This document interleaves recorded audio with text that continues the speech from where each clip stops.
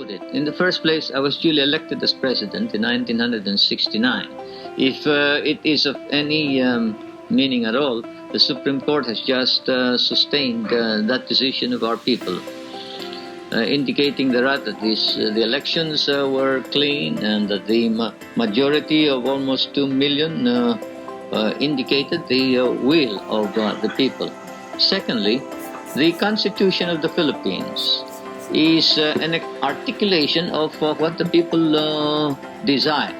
And in that Constitution is included the exercise by the President of the powers that I am exercising now under the conditions thereof. Those conditions are that there is the threat or there is invasion, insurrection, rebellion, or imminent danger thereof. This matter has been studied to a point where the Supreme Court, our own Supreme Court in the Philippines, in the case on which a decision was promulgated on December 11th, 1971, that there does exist a rebellion by another armed force other than the armed forces of the Philippines, of the government, which seeks to grab political authority by violence. Therefore, if there be a rebellion, and since the public safety requires it, the exercise of this power was declared valid, legitimate, and constitutional by our Supreme Court.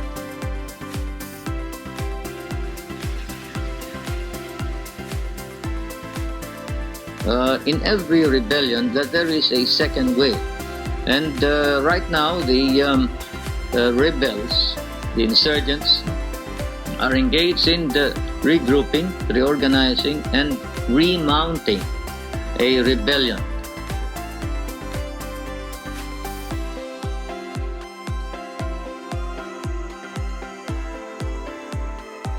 My countrymen, on that fateful morning of September 23, 1972, when I announced the proclamation of martial law, which had been signed by me before, with your support, placing myself, my life, and my family's life and honor on the judgment of history, that when the time came when we must end martial law,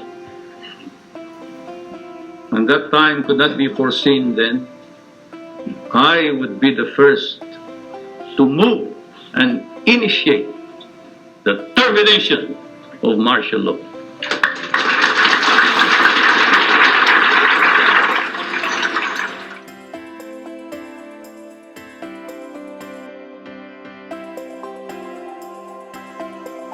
Not succeed without the support of our people. I am happy to see that the reaction throughout the country is favorable. I have received hundreds and hundreds of telegrams from all corners of the Philippines congratulating you and incidentally me for the proclamation of martial law, for the sudden cessation of anarchy and of criminality throughout the land, and of the re-establishment of an atmosphere of brotherhood amongst Filipinos. Now everybody seems concerned about his neighbor. Now everybody seems to be involved in the destiny not only of himself but of the entire country and of the entire nation. And this is what we have been hoping and praying for. I repeat, it is necessary to reform in order to attain the victory that we seek. It is necessary that we attain all the objectives that we have set. These objectives are: we must give to the poorest man whatever is his due. The rich man must now understand that this is a new kind of society. We will protect his rights. For whether he is rich or poor, he has rights.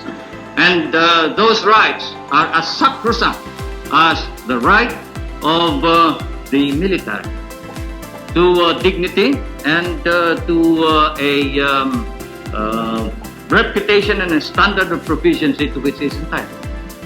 Thus it is important that we must tell everybody. And I ask you to do this, to go out to your assignments, to your respective areas, to your units, to your area of operations, and tell everyone that every citizen in this country has rights, and those rights will be protected, whether he is a businessman or a mere janitor, whether he is a tenant or a landowner. Those rights will be protected, but we will treat each other as brothers. The landlord must now learn to live with the tenant, and the tenant must be given his due. I am proclaiming today land reform throughout the entire Philippines. We must allow the tenant to now acquire ownership ultimately of his land, but he must engage in cooperative effort. We cannot just keep on subdividing land. We must cooperate. We must now establish cooperatives of production, cooperatives in irrigation, cooperatives in rural electricity, cooperatives in consumption, cooperatives in everything that we do, because we are a small nation and most of our people are small people.